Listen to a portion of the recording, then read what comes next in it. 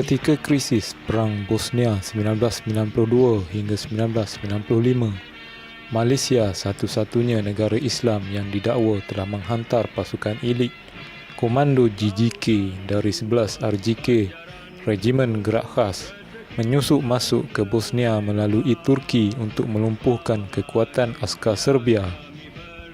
Ada di antara komando-komando ini menyusup masuk menjadi sebahagian dari askar Bosnia untuk berperang memusnahkan kekuatan askar Serbia.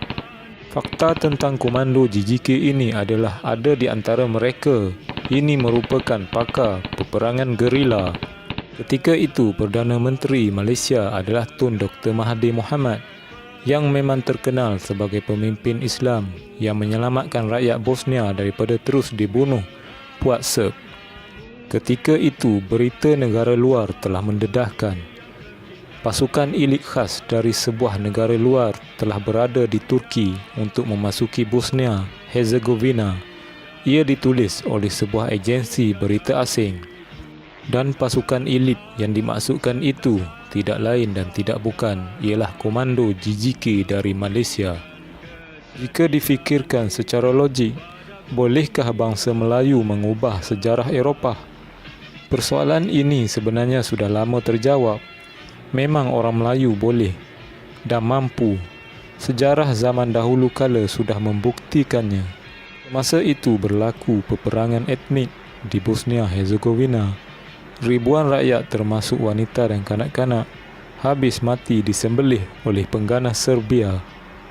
Tun Mahathir yang ketika itu merupakan Perdana Menteri Malaysia sudah masak dengan taktik kuasa-kuasa barat, terutama layanan kelas kedua mereka kepada umat Islam. Mahathir kemudian meminta Angkatan Tentera Malaysia bersiap sedia untuk menghantar komando GGK. Tidak dapat dipastikan jika kesemua yang dihantar itu merupakan anggota GGK atau bercampur dengan unit-unit lain, tetapi jumlahnya mencapai 600 orang. Mereka dihantar dengan pesawat awam MAS dan kesemua mereka berkemah di dalam pengkalan tentera Turki di sempadan negara itu dengan kebenaran kerajaan Turki. Kerajaan Turki pada masa itu hanya memejam mata dalam membenarkan komando Malaysia ini berada di bumi mereka. Sebenarnya Turki dan Malaysia ini tersangat-sangatlah rapat, walaupun tidak diheboh-hebohkan seperti akrabnya Malaysia dengan Indonesia. Jadi ini menjelaskan mengapa Malaysia sering sahaja menyending bahu kepada Turki untuk mendapatkan bekalan kereta perisainya, mulai dari Adnan sehinggalah kepada kereta perisai terbaru dan pelbagai senjata lain. Penyeludupan komando GGK ke dalam Bosnia ini akhirnya ditarik balik oleh kerajaan ketika itu selepas sebuah agensi berita Eropah berjaya mengesan kehadiran tentera elit ini di sempadan Turki. Selepas dipujuk oleh wakil sebuah negara yang sangat berpengaruh di Timur Tengah, akhirnya Tun Mahathir ketika itu menarik balik pasukan komando ini balik ke Malaysia, tetapi bakinya dihantar sebagai tentera rasmi dalam unit UN Provo. Sekian.